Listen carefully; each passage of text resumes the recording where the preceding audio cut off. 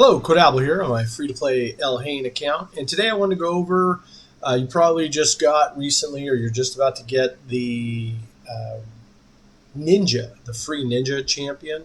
And I just wanted to show you what I did with the Ninja Champion being level 39.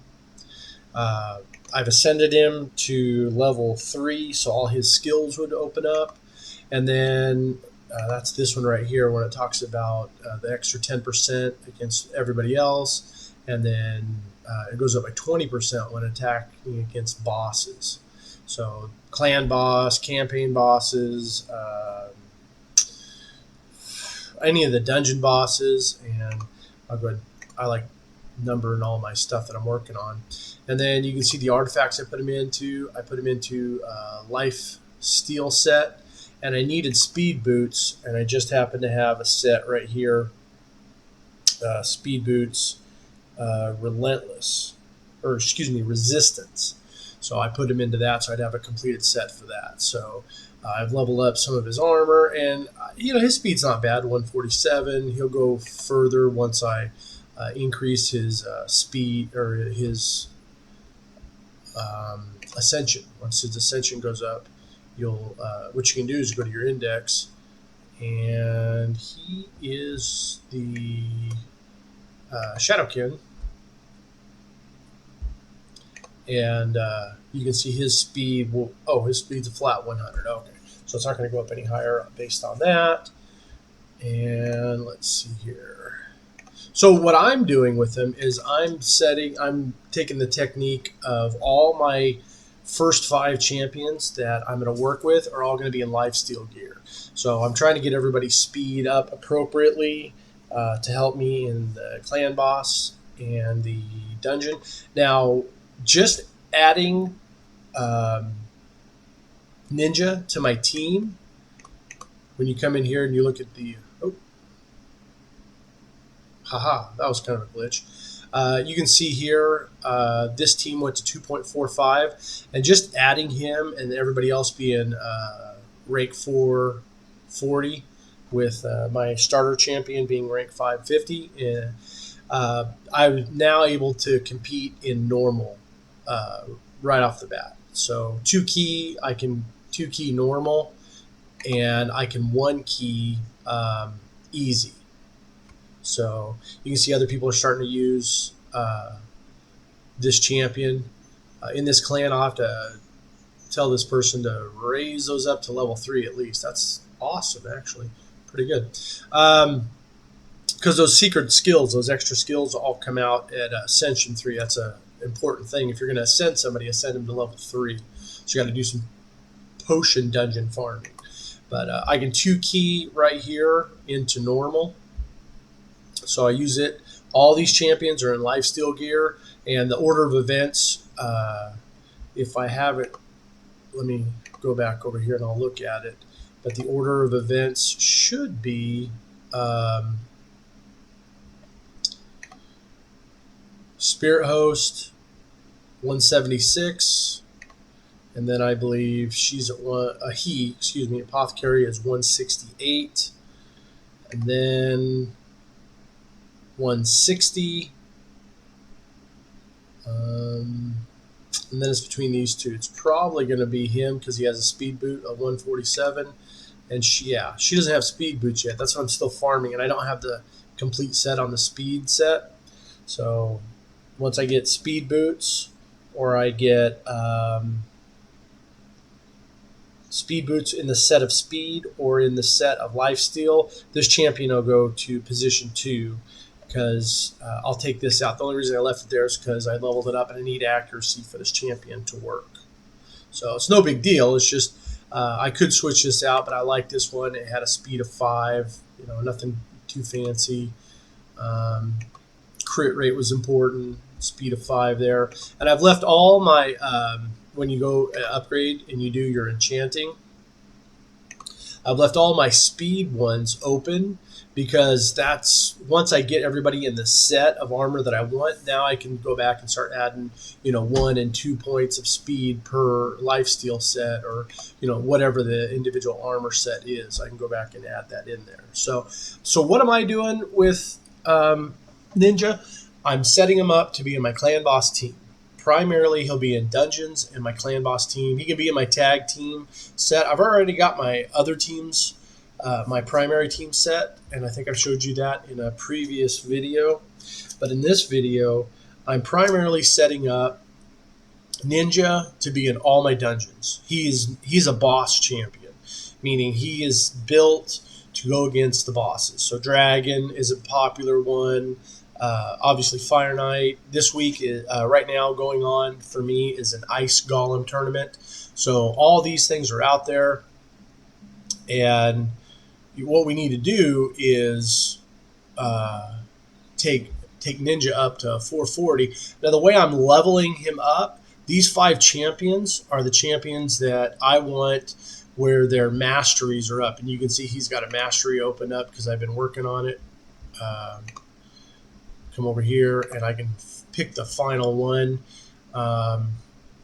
So far, I'm going to take it down this tree all the way to War Master, and I get that extra 60% chance of doing 4% damage against the boss. That's where you can do like 67,000 points of damage or 50,000 points of damage. And then he doesn't place any shields or anything. I just wanted the accuracy tree. And then I'll eventually go right here. Again, the accuracy tree. And right here, increase base stats. So he's in resistance. So right now he'll get a 15% increased resistance off of that artifact. So it's 40 points. It's roughly going to be 7 or 8 points. Nothing too big, but that's kind of the path I choose over here. And then over here, when he's attacking with 50% hit points or less, then I'll go ahead and do this one. So that's my Grim Resolve. So he doesn't put any shields on, and he doesn't put any healing, so there's no point in using these two. And then this one, there against bosses, there's nobody that dies when you're in the final boss stage. So this one didn't seem very important either. So you can see this is a very common tree that I use a lot. And then, of course, I'll go straight down this direction when their targets are less than 40% hit points, which, in your normal and hard and brutal, that's very, very useful against the clan boss. And, of course, as you're beating the dungeon bosses, that's going to happen too. So this tree straight down is very useful. And then over here, I'll probably come all the way down to that one. And then I'll have to pick one on this side because I'll probably take this tree down and I'll take this tree somewhere down over here. That's how I'll do it. Or I could pick a couple over here. I haven't decided yet. But this is a very popular starting. I want to increase my accuracy. For that first hit when no skills are on cooldown. So as you can see, I'm going to build Ninja this way. And what I wanted to show you, hold on a sec. What I wanted to show you on my main account was I just got Ninja, of course, also. And I've already, because this account has more resources and I can play it a little more often, this account already has him at Ascended 6, and he's level 48. But I do want to try him out in my clan boss team because he's designed that way. And before I spend any books on him, I want to get him mastered straight down, and I can show you how I do that, at least for this champion. And I'm using the same technique on my FTPElhain account. Is I come in here and you can see that I've got finished up the green scrolls up, and then now I'm going to go straight down and save myself 400 red scrolls. When you're in the beginning, this is a good technique to save yourself some energy and some time. I'm waiting for the 350 here.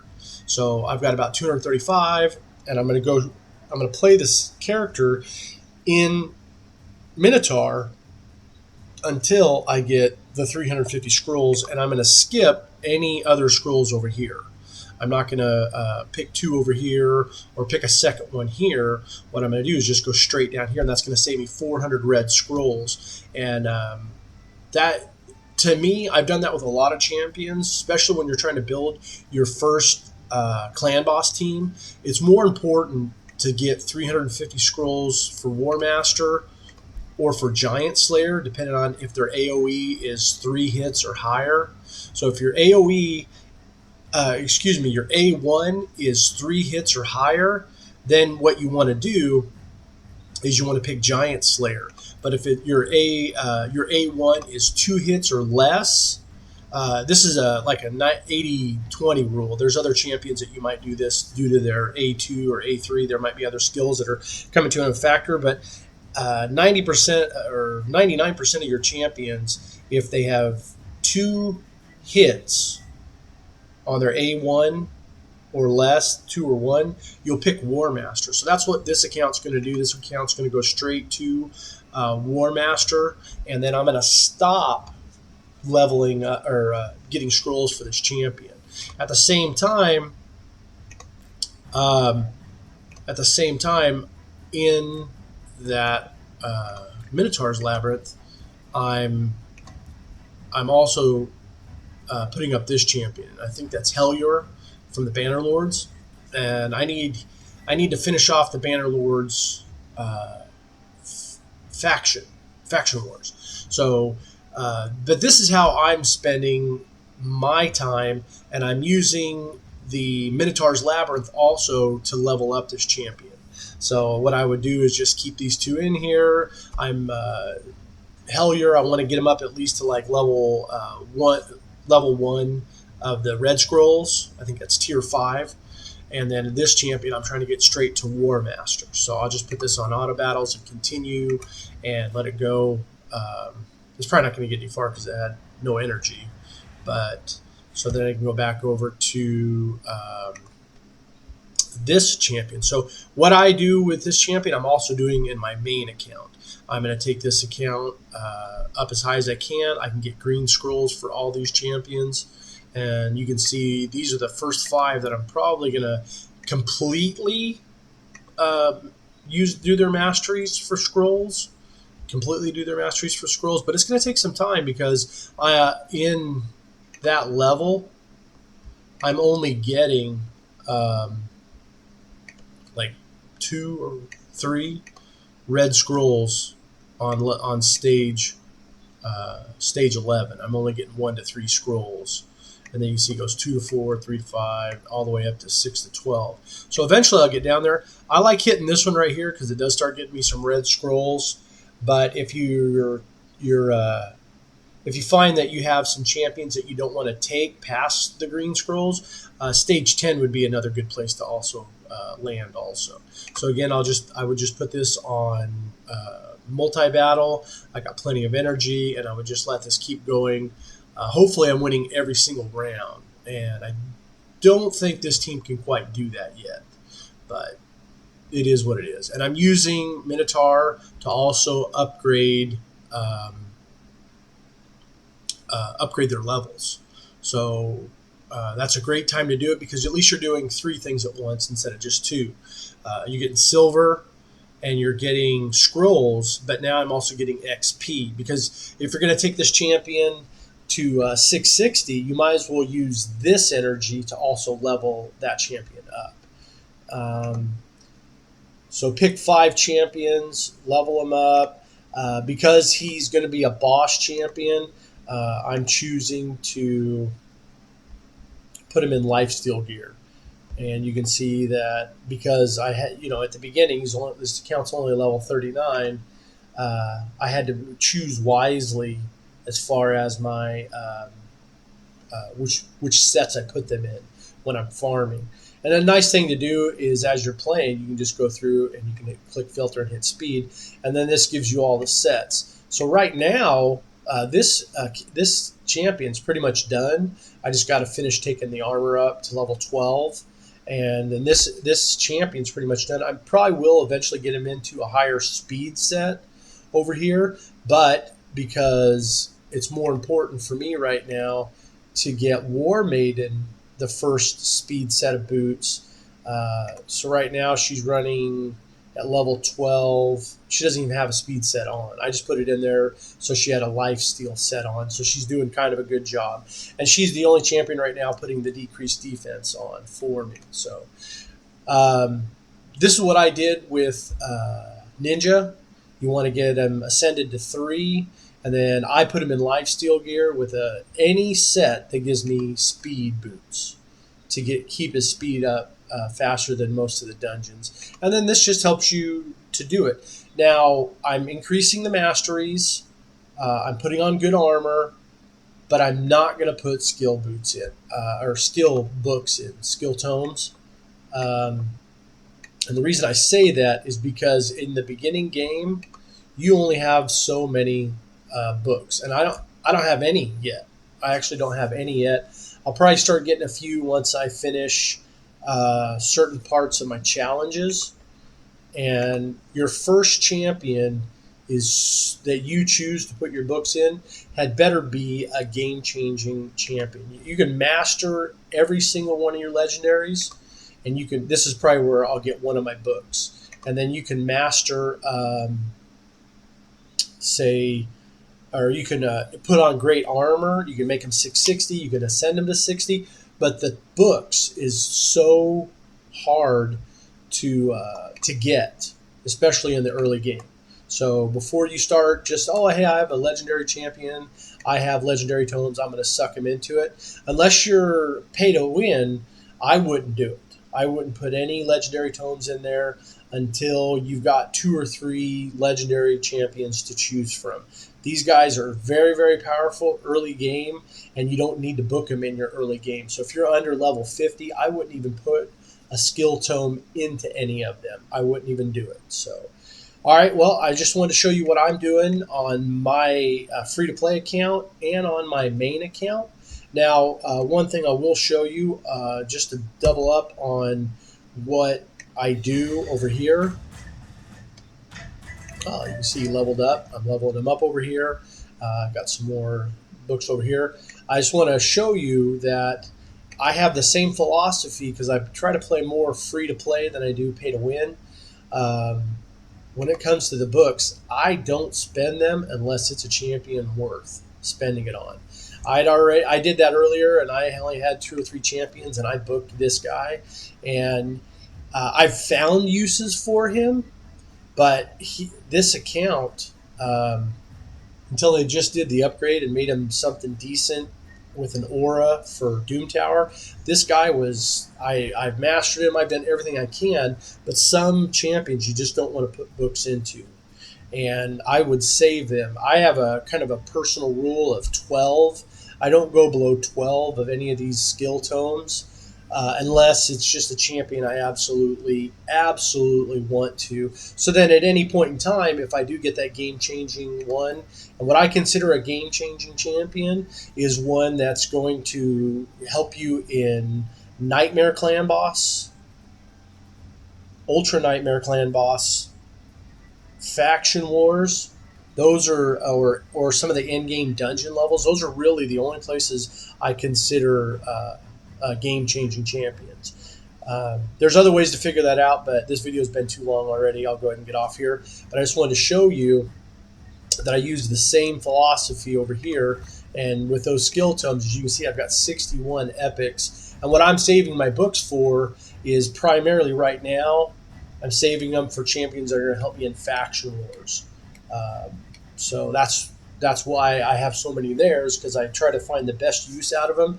You can see other champions. I haven't even, legendary champions. I have several legendary champions that have a few books in them, and only a few of them. I haven't even booked Mashal yet. I want to see how he does and see where he fits in my group before I do it. But see, here's some early game. I spent a ton of my books. I might even bought some books to finish off a few champions because it was like a hole in my pocket, burning a hole in my pocket.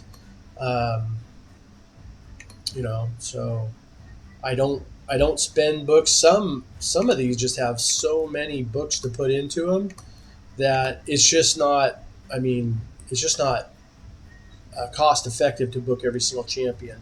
I just say make sure that the champion's going to make a difference in your long-term gameplay before you spend any legendary tomes, before you lose any of those legendary skill tomes. All right, well, this video has been long enough. Again, I hope this is helpful. And this, again, is what I was doing with Ninja. So have a good one.